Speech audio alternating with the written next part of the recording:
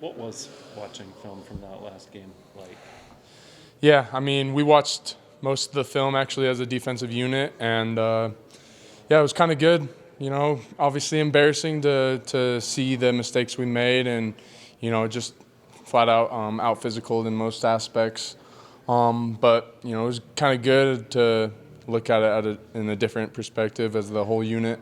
We were able to collaborate a little bit together. Just see things all together and see the bigger picture. But yeah, anytime you have an embarrassing type loss, it's kind of hard to watch film. In years past, sometimes we watch a lot less of it and kind of just move past it. But with this current coaching staff, I feel like they take a good approach to just focus on the things we need to improve and things we need to change altogether, and yeah, just move from there. So.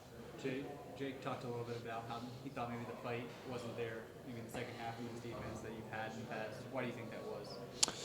Yeah, I mean, obviously as a defense, you want to come out and out manhandle the other team every play, every rep. I think the first half we did a little bit better.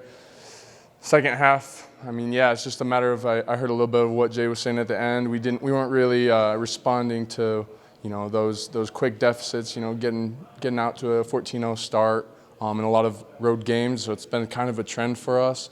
But I think it takes a belief as a whole, defensively and offensively, and ultimately as a full team, to just keep fighting. Anything can happen in a college football game. So. What's the mindset right now as you leave Iowa State? I think just moving forward, we know we can still reach our goals in certain aspects. We can still get to that bowl game.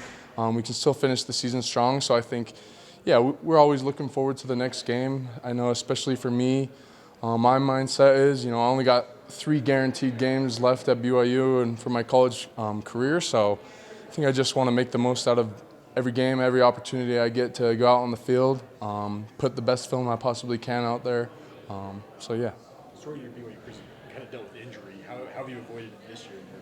Just good luck? I think a lot of it was, putting on some weight. I'm probably up 17 pounds from where I was at last year, right before I got hurt. So that's obviously played a big deal, important role into just, having that protection and that weight to really just, help you get through each week, especially in a Big 12 schedule. But I think, playing a little bit smarter. I've gotten a little older. I'm 26, 25 years old, so I think I've kind of had to play that into account. Just trying to, play my hardest and, play as safe as I can as well. So.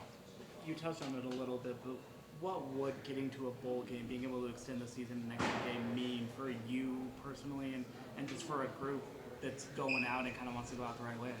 Yeah, I mean, obviously this hasn't been exactly the way we wanted our season to go, so I think anytime you have that chance to extend your season, to play that extra game, that's a big bonding moment as a whole for the team. I've been multiple bowl games, and it's one of those things that it's really just almost like a celebration or a reward for all the hard work we've put. So I think in that aspect, it's something that we all want to work for. You don't want to play a whole season and not be able to get rewarded with some extra bowl game or go on that trip. So I think especially as a 6-year senior, I'd love to finish that strong and be able to play one last bowl game.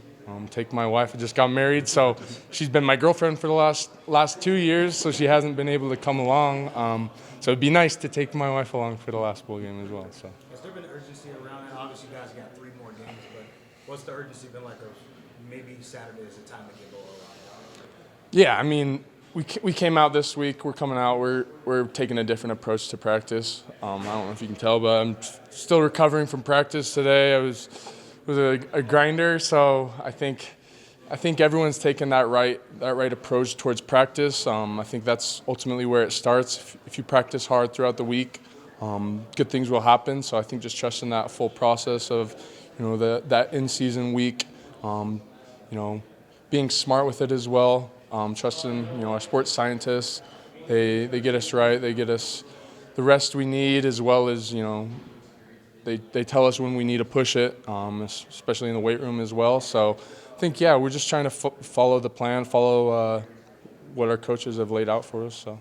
Max, how hard is it when you've been ingrained to doing something a certain way for most of your career, and then you switch for this year? And I know you've been working on it ever since spring, but is there a challenge as a player to not regress into some of those things that were ingrained for so long and do it differently? Is that a challenge as a player? No, I think it definitely is. I mean, even the last couple of weeks, I've mentioned it to other guys who have been around for a while. It's just, it's been a learning curve, getting that mindset, going from more of a fit technique defense to, more aggressive downhill, gap sound.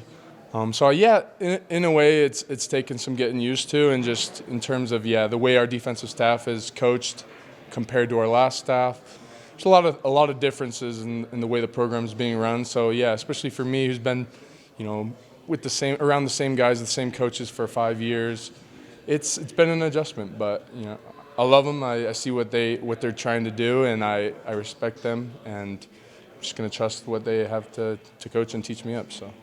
Max, after losses like this, fans begin to question culture, right? They think that there's more love than learning. What would your response be to that? Was there a lot of learning going on after these losses? I mean, obviously, as the season goes on, and if you rack up more losses, the results of the losses are going to be a lot more detrimental, and things are going to have to change a lot more throughout the week.